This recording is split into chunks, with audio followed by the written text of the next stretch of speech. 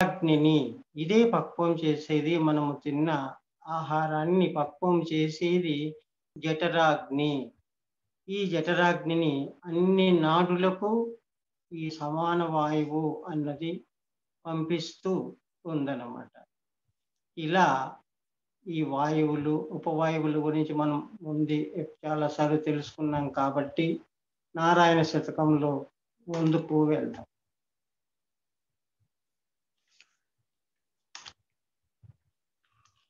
ఇంతవరకు చెప్పిన విషయాలన్నింటినీ బమ్మెరపోతన తన శతకంలో ఇలా వివరించారు. తాదృశ రజో గుణమున జనియించె నరక కర్మేంద్రియములు 5 తత్వములగుచును కర్మనిష్ఠాదులకు నారాయణ. కాబట్టి రజోగుణం వల్ల కర్మేంద్రియాలు జనించాయి. ఈ కర్మ నిష్ఠాదులకు ఇవే తత్వాలుగా మారాయి. మరి వాటి పేర్లు కూడా ఆ శతకంలో వాక్పాని పాదపాయూపస్థలను వాని పేర్ల మరుచుండు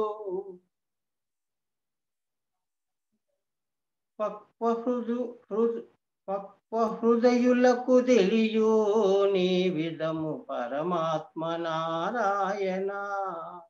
ఇక విషయాల గురించి కూడా ఆ శతకం పద్యంలో ఇలా వివరించారు పోతనామాత్యులు. పలుకు పనులను నడకయు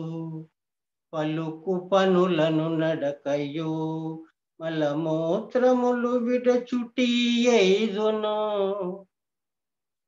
విలయ కర్మేంద్రియముల విషయములు నలినాక్ష నారాయణ. ఇంతవరకు చెప్పినవన్నీ కూడా మామూలు పదాలలో పోతనామాత్యులు అందించారు. కొంత వివరణ అన్నది మనము తెలుసుకున్నాము. ఈ సత్వగుణము వలన, తమో గుణము వలన, రజోగుణము వలన పంచతన్మాత్రల్లోని మనలో ఎలా ఆవిర్భవించాయి అన్నది. ఇక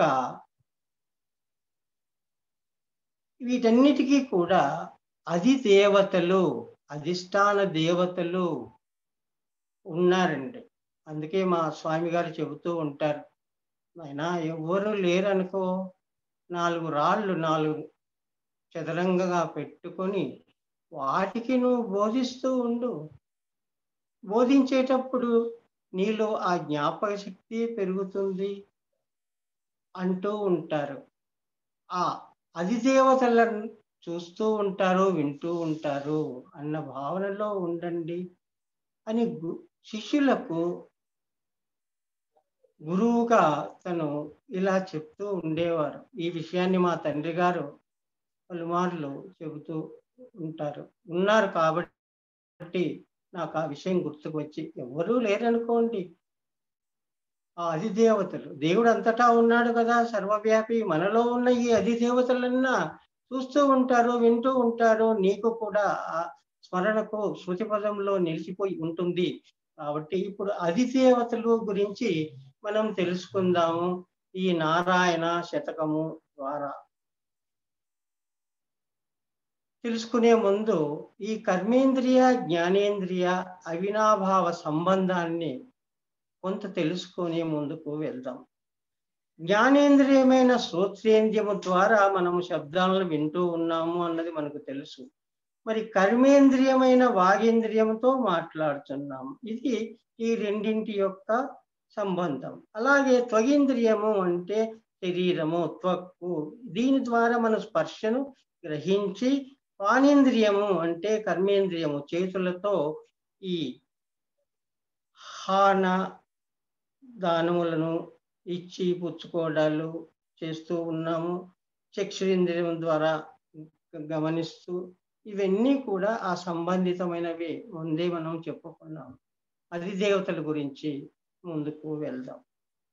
ఏంటి ఈ చిన్న పద్యాన్ని కన్ఫ్యూజన్గా ఉంటుంది, విడదీసి మనం అర్థం చేసుకుంటే అధిదేవతలు స్పష్టం అవుతాయి. పరగచంద్రుడు బ్రహ్మ క్షేత్రజ్ఞుడిరో వంద రుద్రుడచట. ఇక్కడ ఎన్ని వచ్చాయండి? చంద్రుడు అంటే బ్రహ్మ అన్నది కూడా వచ్చింది. రుద్రుడు, క్షేత్రజ్ఞుడు 4 వచ్చాయి. అలాగే నర పర, నర కాదు స్వామి, పర అంటే శ్రేష్టమైన మానసాదులకు, మనస్సు ఆదులకు, మనోబుద్ధి చిత్త అహంకారములకు అన్న 4 కూడా మనము ఆదులు అంటే 4 కూడా మనం అర్థం చేసుకొని అధిపతులు వివరింపనారాయణ, అధిదేవతలు ఈ 4 అని బమ్మెర పోతనామాత్యులు చెప్పారు. కాబట్టి ఇక్కడ చంద్రుడు, బ్రహ్మ, క్షేత్రజ్ఞుడు, రుద్రుడు అన్నారు. చంద్రుడు, బ్రహ్మ, క్షేత్రజ్ఞుడు, రుద్రుడు. చంద్రుడు అంటే మనకు తెలుసు, చంద్రమా మానసో జాతః, మనస్సుకు అధిదేవత చంద్రుడు. కానీ ఇక్కడ బ్రహ్మ అన్నారు. బ్రహ్మను మనము ఎప్పుడైతే మనస్సు అనే బ్రహ్మను బ్రహ్మము మాయదాటి అన్నది గుర్తుంచుకోవాలి. అప్పుడే శుద్ధ బ్రహ్మము అవుతారు. బ్రహ్మ విష్ణు మహేశ్వరులు నియమింపబడిన అధిపతులే. వారికి ఎంతకాలం ఎన్ని యుగాలు ఉండాలనో అంతవరకే ఉంటారు. తర్వాత మళ్ళీ వారి స్థానాలను వేరొకరు కూడా పొందుతారు. కాబట్టి మనస్సుకు అధిదేవత చంద్రుడు. ఇక బుద్ధికి అధిదేవత ఎవరు అంటే బృహస్పతి. మనోబుద్ధి చిత్తాహంకారములకు బృహస్పతి బుద్ధికి అధిదేవత. మరి చిత్తమునకు అధిదేవత క్షేత్రజ్ఞుడు, చిత్తానికి క్షేత్రజ్ఞుడు.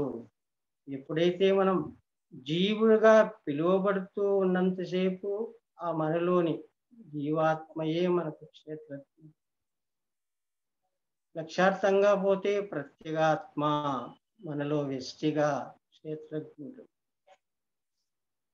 సమిష్టిగా తీసుకుంటే పరమాత్మ, అంతటా ఉన్న పరమాత్మే ఈ విశ్వానికి క్షేత్రజ్ఞుడు.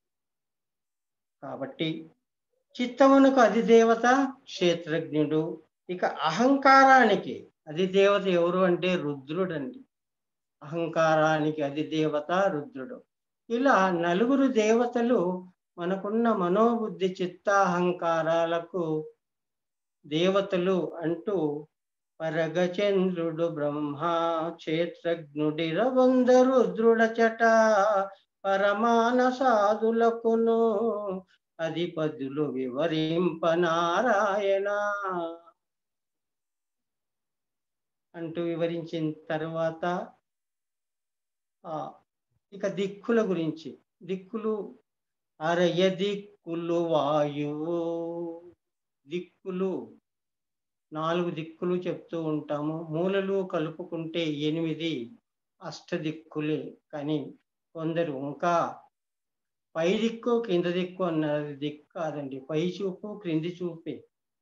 ఉన్నవి దిక్కులు 4 ముఖ్యంగా, లేక 8. అందుకే అష్టదిక్పాలకులు అన్నారన్నమాట. ఈ దిక్కులు అన్నవి కూడా అది దేవతలే. 6 దిక్కులు వాయువు, సూర్యుండు, వరుణుండు, అశ్వినులును. ఇక్కడ సూర్యుడు, వరుణుడు, అశ్వినులు దిక్కులు 4 తీసుకున్నారు. అది దేవతలుగా. మరి ఈ అధిదేవతలు మనలో పరగ శ్రోత్ర ఆదులకును అంటే శ్రోత్రము, త్వక్కు, చక్షువు, జిహ్వ, ఘ్రాణము, ఈ జ్ఞానేంద్రియాలకు 5 పైన చెప్పబడిన ఆ దిక్కులు వాయువు, సూర్యుడు, వరుణుడు, అశ్వినులు వీరు అధిదేవతలు. కాబట్టి ఈ అధిదేవతలు బాగా మనం గుర్తుంచుకోవాలి. గుర్తుంచుకొని మనం ధ్యాన నిష్టలో కానీ ప్రవచనములు చేస్తున్నప్పుడు కానీ ఎంతమంది ఉన్నారు, ఎంతమంది వింటున్నారు అని కాదు, అధిదేవతలు ఉన్నారు, వాళ్ళన్నా వింటూ ఉన్నారు అన్న భావనలో మనము ఇటువంటి ఆధ్యాత్మిక గ్రంథాలని పలువురికి తెలిసింది తెలియజెప్తూ చేస్తూ ఉండాలి.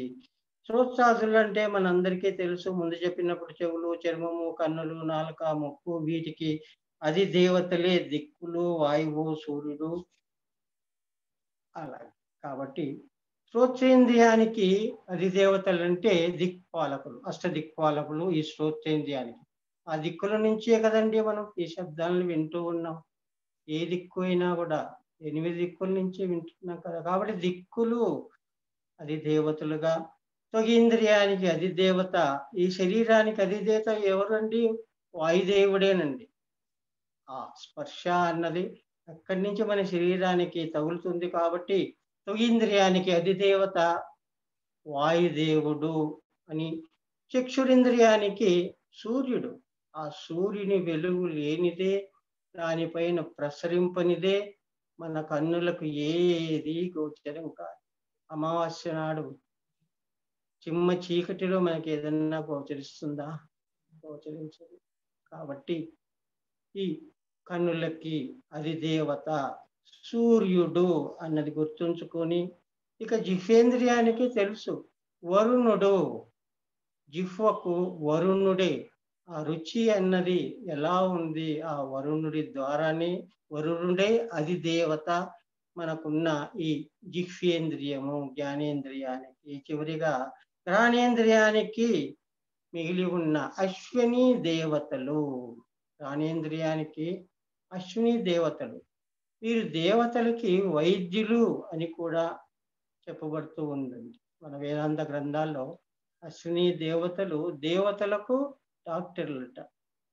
కాబట్టి మనకు కూడా ఈ శ్వాసే, అందుకే శ్వాసపై ధ్యాస, అది ఒక్కటి ముందు అలవరుచుకుంటే అప్పుడే మనము ధ్యానానికి ఉపక్రమించిన వారం అవుతాము, అలా ముందుకు వెళ్ళగలము అంటూ ఇంతవరకు ఉన్న ఈ అది దేవతను తెలుసుకున్నాము.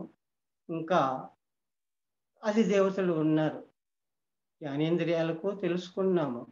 అంతకుముందు అంతఃకరణం, మనోబుద్ధి, చిత్తాహంకారాలకు 9 మంది అది దేవతలను తెలుసుకున్నాం. ఇక అనలుడింద్రుడు విష్ణువు, అక్కడ చంద్రుడు, ఇక్కడ ఇంద్రుడు.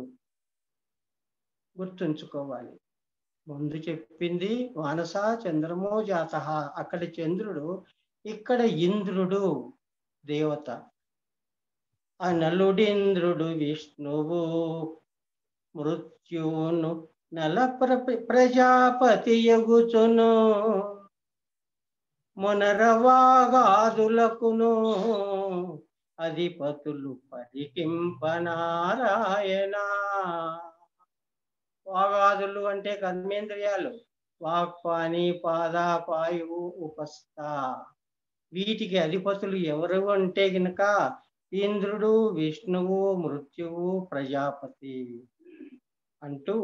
అనలుడు అంటే అగ్ని, మనం గుర్తుంచుకోవాలి. అనలుడు అంటే అగ్ని. ఇంద్రుడు, విష్ణువు, మృత్యువు, ప్రజాపతి 5.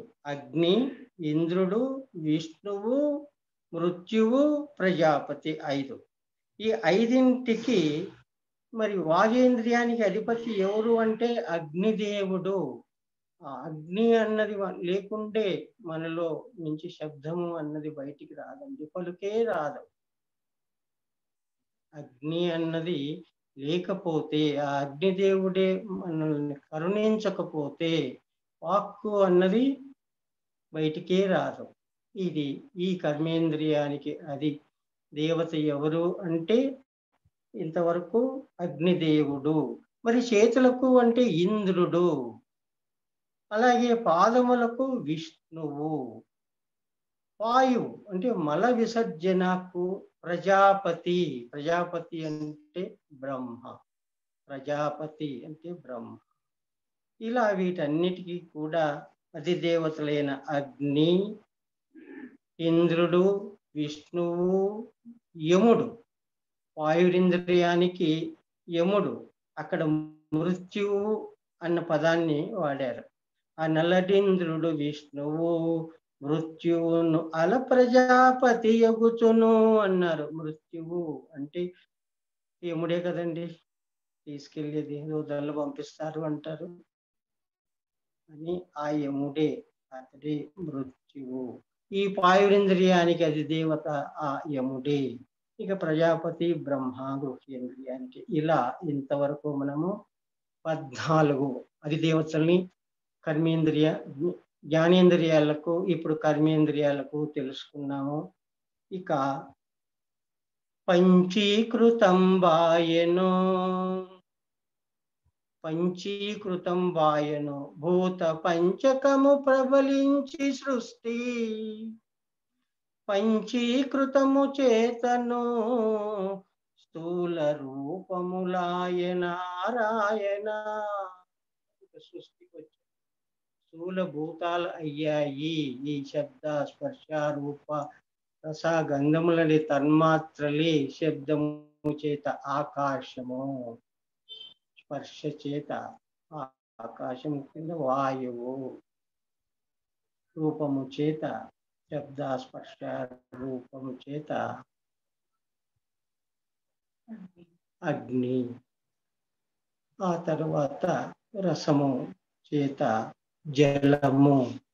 పంచభూతాలు వరుసగా పైనుంచి ఆకాశము, వాయువు, అగ్ని, జలము, పృథివీ, శబ్ద స్పర్శ రూప రస గంధములు, ఆ తన్మాత్రల చేతని ఈ పంచభూతాలు స్థూలంగా వెలిశాయి అంటూ పంచభూతాలు ఎలా పంచ తన్మాత్రల నుంచి వచ్చాయో పంచీకృతం వాయనో భూత పంచకము ప్రబలించి సృష్టి, పంచీకృతము చేతను స్థూల రూపములాయే నారాయణ. కాబట్టి ఇంతవరకు మనము ఆ పంచభూతాలు ఎలా వెలిశాయి స్థూల రూపంగా అన్నాం. మనది కూడా పాంచభౌతిక శరీరమే. ఆ పంచభూతాల చేత నిర్మితము అయినటువంటిదే. ఆ ఒక్క విషయాన్ని మనము తెలుసుకుందాం. ఎలా ఇది పంచభూతాత్మికం అయింది అంటే కింద నుంచి పైకి పృథివీ, జలము, అగ్ని, వాయువు, ఆకాశము. కింద నుంచి ఊర్ధ్వానికి మనం చెప్పుకుంటూ పోతే మొట్టమొదటిది పృథివీ. గట్టిదనంతో ఉన్నది పృథివీ. యత్ కఠినం సా పృథ్వీ. ముఖ్య గుణం ఏమన్నారు? యత్ కఠినం సా పృథ్వీ. మనలో కఠినంగా ఏమేమి ఉన్నాయి? అస్థి, చర్మ, నఖ, నాడి, రోమాహ, పంచైతే పృథివీ అంశాహ అన్నారు. ఈ 5 కూడా చాలా గట్టిగా ఉంటాయి.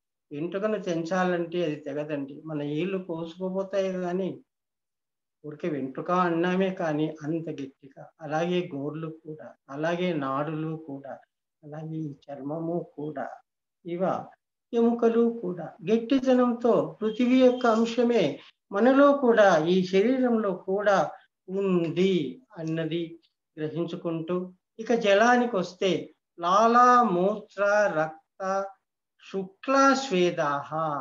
ఇక్కడ శుక్ర కాదు, శుక్ల. ఇదేదో కుసులు అంటాం కదా, కళ్ళలో శుక్లం వచ్చింది అంటాం కదా. స్వేదము అంటే చెమట, రక్తము అంటే అందరికీ తెలుసు. ఇక మూత్రము అన్నా తెలుసు. లాల అంటే ఉమ్మినీరు. ఇవన్నీ కూడా జలము యొక్క అంశాలే. పృథివీ తత్వముతో కఠినంగా ఉన్నవి చెప్పుకున్నాము. ఇక జలం, జలాంశం మనలో ఏ రూపములో ఉంది? ఆ 5 పంచతత్వాలుగా అని తెలుసుకున్నాము. ఇంకా అగ్ని, అగ్ని లేనిది వాక్కే రాదని తెలుసుకున్నాము. ఇది ఏం కలిగిస్తుంది అంటే క్షుతృష్ణ నిద్రాలస్య సంగమాన్యగ్నేహి అన్నారన్నమాట. క్షుత్ ఆకలి, తృష్ణ అంటే దాహము, నిద్ర తెలిసిందే అలసత్వము, సోమరితనము, సంగమము అంటే కలయిక. ఇవన్నీ కూడా అగ్ని యొక్క అంశములే. చివరిగా 4వది అయిన ఈ వాయువు, చివరిది ఆకాశము. వాయువు యొక్క ఏంటి అంటే ఇది చలన, ధావన, కంపన, నిమిషోన్మేష వాయు అన్నారు. చలనం అంటే చరించుట. చరించుట వేరు, నడుచుట వేరు. చరించుట అంటే చర్మమునందు చరించుట. చర్మమునందు చరించుట అన్నది వాయువు యొక్క ప్రాధాన్యం చేతనే చర్మముని అంతటా కూడా అది చరిస్తూ ఉందన్నమాట. ఇక ధావన అంటే పరిగెత్తుట, పాదముల యందు ధావన, పరిగెత్తుట. కంపన అంటే నేత్రములు అదురుతూ ఉంటాయి కదా, వాటిని కంపనము. ఈవెన్ మన శరీరం కూడా కంపిస్తూ ఉంటుంది భయాందోళనకు లోనైనప్పుడు.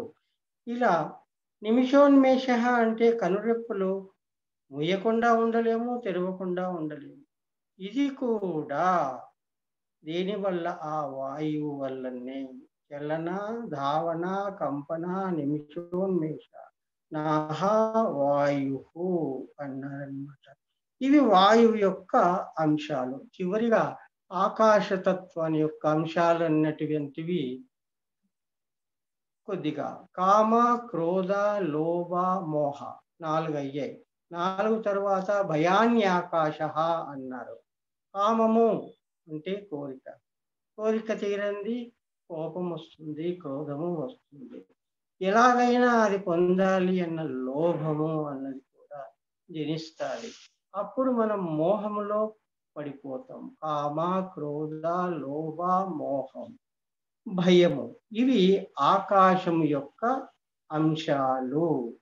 ఇలా ఈ మానవ శరీరము అన్నది పంచభూతాల చేత అక్కడ విరిసినట్లు మనలో కూడా ఈ పంచభూతాలు కూడా ఇలా ఉన్నాయి అన్నది మనం బాగా గుర్తుంచుకోవాలి అని తెలుసుకుంటూ, ముందుగా ఇంతకు మునుపు మనం వినే ఉన్నాం, పాంచభౌతికమైన భవనంబు దేహంబు పురుషుండు దీనిలో పూర్వకర్మ వశమున ఒకవేళ వర్తించు దీపించు దరి అయిననొకవేళ తొలగిపోవు చెడనేని దేహంబు చెడున్గాని పురుషుండు చెరడు ఆతనికింత చేటు లేదు. కాబట్టి మనలో ఉన్న ఆత్మ ఎప్పుడే గాని దేని చేతే గాని అది అంటబడదు. ఆత్మను ఆత్మే తెలుసుకోగలదు. మనమే తెలుసుకోవాలి అంటూ ఈ నారాయణ శతకం ద్వారా బమ్మెర పోతనామాత్యులు ఇలా వివరించారు. చివరిగా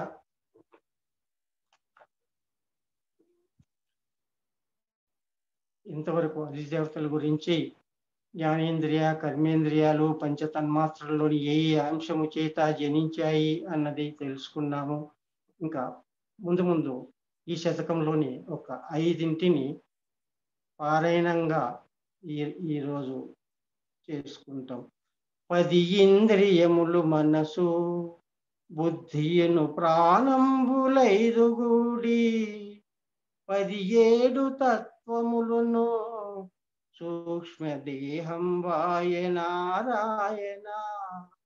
సూక్ష్మదేహము అన్నటువంటిది దీనితో కూడుకుని ఉంది అంటే 10 ఇంద్రియములు, 5 జ్ఞానేంద్రియములు అన్ని కూడా, కర్మేంద్రియములు కూడా, తర్వాత మనో, బుద్ధి, చిత్త, అహంకారములు కూడా.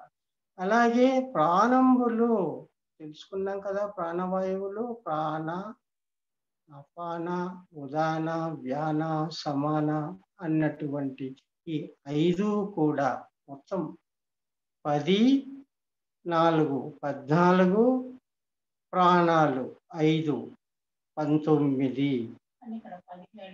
17 తత్వములు అన్నారు. మనసు బుద్ధి రెండింటినే తీసుకున్నారు కాబట్టి 17గానే, ఎందుకంటే అహంకారాన్ని అది ఇంకా అలాగే ప్రవర్తిస్తుంది కాబట్టి దానిని ఇందులో సూక్ష్మ శరీరంలోకి తీసుకోలేదు. బెమ్మెరపోతున్నాం. మనస్సు బుద్ధి రెండింటినే తీసుకున్నప్పుడు 17గా, 4 తీసుకున్నప్పుడు 19 తత్వాలుగా, ఇంకా వాయువులను 10 తీసుకున్నప్పుడు 24 తత్వాలుగా, 25వది జ్ఞాత తెలుసుకునేవాడు అంటూ ఇలా ఎన్నిటిని తీసుకుంటారు అన్నది కాదు, సమయ సందర్భాలుగా వివరంగా చెప్పాలి అంటే మొత్తం 24 కాదు, ఇంకా చాలా ఉన్నాయి. మనము తెలుసుకున్నంత వరకు తెలుసుకొని క్లుప్తముగా ఇలా అని తెలుసుకొని ఆ సూక్ష్మ శరీరము అన్నది ఇలా జనించింది. ఇక స్థూల సూక్ష్మములు 2 కలుగుటకు మూలమగు అజ్ఞానము లీల కారణమాయెను జీవులకు నాలోన నారాయణ. అన్నిటికీ మూలం ఈ స్థూల సూక్ష్మములు, ఈ 2 శరీరాలు కలుగుటకు ఏమిటి? అజ్ఞానమే. కాబట్టి జ్ఞానాన్ని పొంది జ్ఞానాగ్ని దగ్ధ కర్మాణం అని భగవద్గీతలో భగవానుడు పరమాత్మ సీతామాత వాక్కులను అందించారు. అలా మనం ఈ అజ్ఞానాన్ని పోగొట్టుకోవాలి మొట్టమొదట. కాబట్టి ఈ 2 శరీరాలు కలుగుటకు కారణము మూలము ఏమిటి అంటే అజ్ఞానమే. స్థూల సూక్ష్మములు 2 కలుగుటకు మూలమగున అజ్ఞానము. ఇది లీల కారణమాయను. అంతే, మాయలో పడిపోతూ ఉన్నాం. మాయను దాటుకోవాలి, జ్ఞానాన్ని పొందాలి, మాయను దాటుకోవాలి. అప్పుడే మనము ఈశ్వరత్వాన్ని పొందగలము.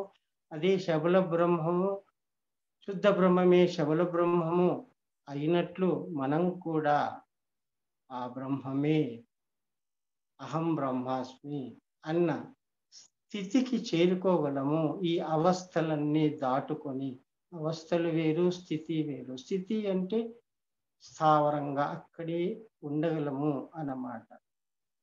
ఈ 2 దేహములకు చెప్పుకున్నాం కదా, స్థూల సూక్ష్మములు 2 దేహాలు కలుగుటకు అజ్ఞానమే మూలము, అదే లీల కారణము ఆయను జీవులకు అని నారాయణుకి చెప్పుకుంటూ ఈ 2 దేహములకు విశ్వం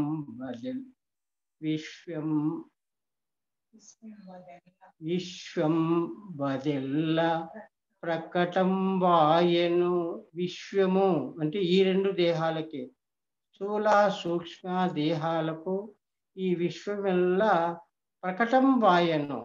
ఎలా ప్రకటమవుతూ ఉంది అంటే నామరూపముల చేత లోకైక నాయకుండ నారాయణ.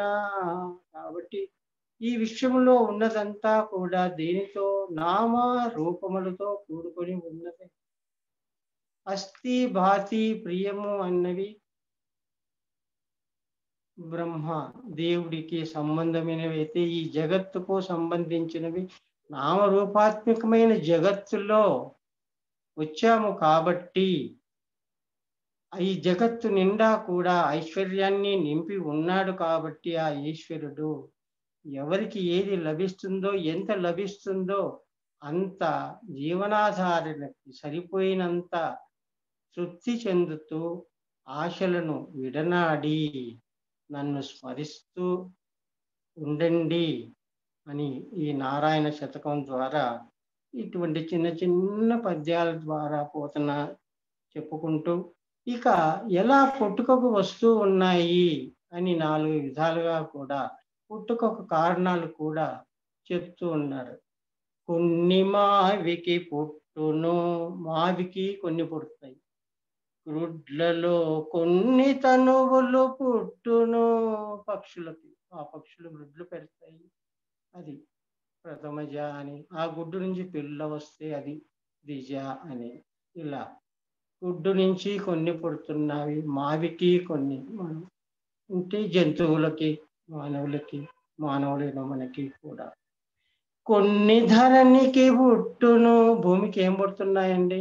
మనం తింటూ ఉన్నాం ధాన్యాలన్నీ కూడా ఆ భూమికి పుడుతూ ఉన్నాయి. ఒక చిన్న విత్తనం, ఆవగించద విత్తనమే మర్రి చెట్టుగా కూడా అందరికీ అది సేదను అంటే ఆ విశ్రాంతిని ఇస్తూ ఉంది అన్నమాట. కాబట్టి ఈ నాలుగింటిని కొన్ని చెమటలకు పుట్టును. 4 విధాలుగా చెప్పుకున్నాం. ఒకటి మాయ, రెండవది గ్రుడ్లు, ఆ మూడవది భూమి అంటే ధరణికి, చివరిది అయినటువంటిది చెమటలకు. కొన్ని మనలోని ఈ శిరము పైన అవి వాటంతటికి అవే ఆ ధూళి వల్ల పేనులు అంటాము, వాడుక క్రిములు కూడా ఇలాగా జనిస్తూ ఉన్నాయి అన్నది ఈ రోజు వరకు ఈ నారాయణ శతకములోని కొన్ని పద్యాలను క్లుప్తముగా కొంచెం ఫాస్ట్గా కానీ తెలిసినంత వరకు తెలియజెప్పాను. అందరికీ మరోసారి ధన్యవాదాలు సమర్పించుకుంటూ శాంతి మంత్రాన్ని మనము చెప్పుకుందాం. ఓం శం నో మిత్రః శం వరుణః శం నో భవత్వర్యమా శం న ఇంద్రో బృహస్పతిః శం నో విష్ణురుక్రమః. నమోస్తే నమో బ్రహ్మణే నమస్తే వాయో త్వమేవ ప్రత్యక్షం బ్రహ్మాసి త్వామేవ ప్రత్యక్షం బ్రహ్మ వదిష్యామి ఋతం వదిష్యామి సత్యం వదిష్యామి తన్మావతు తద్వక్తారమవతు అవతు మాం అవతు వక్తారం. ఓం శాంతి శాంతి శాంతి. లోకా సమస్తా సుఖినో భవంతు, సర్వే జనా సుఖినో భవంతు. ఓం తత్సత్. Okay sir. ధన్యవాదాలు.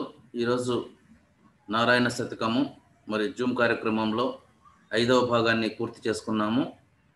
మరి వచ్చే గురువారము మళ్ళీ ఉదయం 11 గంటలకు మళ్ళీ 6వ భాగాన్ని గురించి తెలుసుకుంటాము. ఓకే మాస్టర్స్, ఎవరైనా మాట్లాడాలనుకుంటే మాట్లాడచ్చు సార్ గారితో, లేదంటే ఒక 5 minutes ధ్యానం చేద్దాం.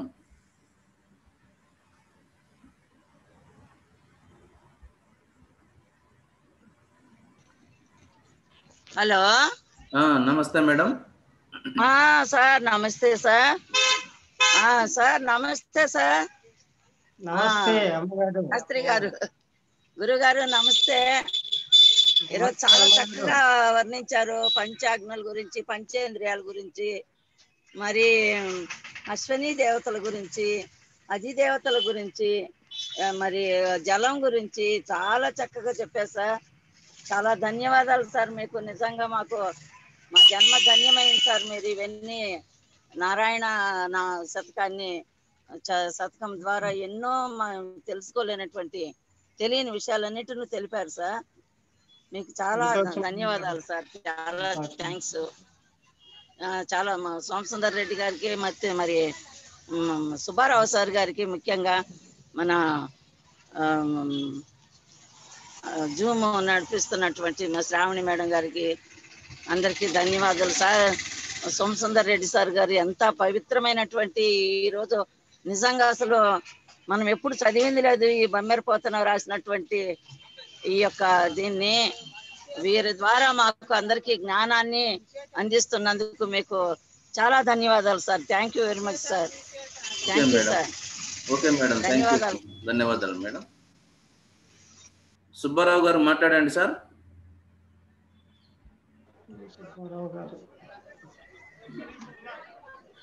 మాట్లాడండి సార్. నమస్కారం సార్, మాట్లాడండి. నమస్కారం సార్. నమస్తే సార్. నమస్తే గుడ్ ఈరోజు మార్నింగ్. ఎంతో అద్భుతంగా జరిగింది. నమస్కారం. మీ గురించి వినడమే కానీ కళ్ళారా చూసి మీ సంతోషంగా మాకు చాలా ఆనందదాయకంగా ఉంది సార్. మీ బామర్ది శివశంకర్ గారి ధ్యాన మందిరం నడుపుతున్నాను సార్. తెలుసు. మీరు చాలా బాగా చాలా అద్భుతంగా నడిపిస్తున్నారు. నడుపుతున్నాం సార్ ప్రతి ఆదివారము. మేము శంకర్ కూడా చెబుతూ ఉన్నాము, మీరు చాలా ఎంత బాగా నడుపుతున్నారు ఆ పిరమిడ్ ను. మీరు స్టార్ట్ చేసింది సుబ్బారావు గారి ఇప్పుడు మూల స్తంభం. అవును సార్. మూల స్తంభం. అలాగే సోమసుందర్ రెడ్డి గారు కూడా అందరికి పరిచయాలు చేస్తూ అందరినీ కలుపుతూ ఉన్నారు. వారికి కూడా ధన్యవాదాలు. Okay sir. చాలా సంతోషం సార్. Okay sir. మంచిది, కలుద్దాం. నమస్కారాలు. ఏదో ఒక రోజు కలుద్దాం. ఎందుకంటే నేను మెట్లు అవి పైకి ఎక్కలేను, అది ఒక్కటే ఉంది నా పాదాలకి. మిగతా నేరుగా ఎక్కడికైనా రాగలను, ఆటోలో కూర్చొని రాగలను, ఒక చెయ్యి పట్టుకొని నడవగలను, except laddering, stepping up. Okay sir. Okay sir. Thank you sir Subbarao garu. Rangarao garu మాట్లాడండి సార్. అన్మ్యూట్ కొట్టండి, అన్మ్యూట్. ఓకే సార్, మాట్లాడండి.